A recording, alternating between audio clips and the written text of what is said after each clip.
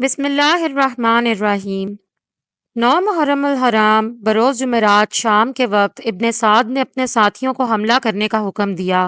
اس وقت حضرت امام علی مقام اپنے خیمے کے دروازے پر دیوار کا سہارا لے کر گھٹنوں پر سر رکھے بیٹھے تھے کہ آپ کی آنکھ لگ گئی تھی۔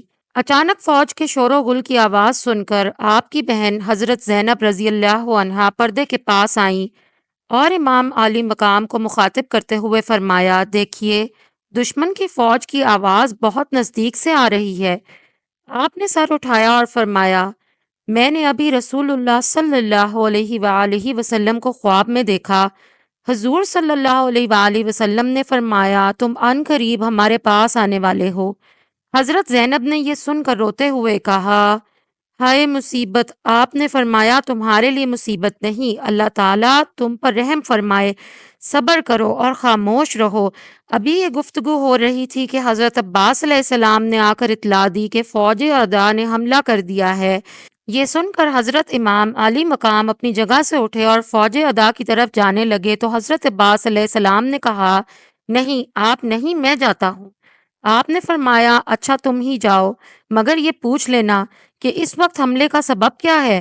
حضرت عباس علیہ السلام یزیدی فوج کے سامنے آئے اور پوچھا۔ جواب ملا، ابن زیاد کا حکم ہے کہ آپ لوگ اس کی اطاعت کرو یا پھر جنگ کے لیے تیار ہو جاؤ۔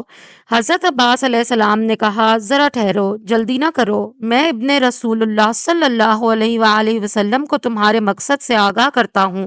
انہوں نے امام کو ابن سعد اور ان کے ساتھیوں کے مقصد سے آگاہ کیا تو آپ نے فرمایا، ان لوگوں سے کہو کہ ایک رات کی مہلت دیں تاکہ آج رات بھر ہم اچھی طرح نماز پڑھ لیں، دعائیں مانگ لیں اور توبہ و استغفار کر لیں۔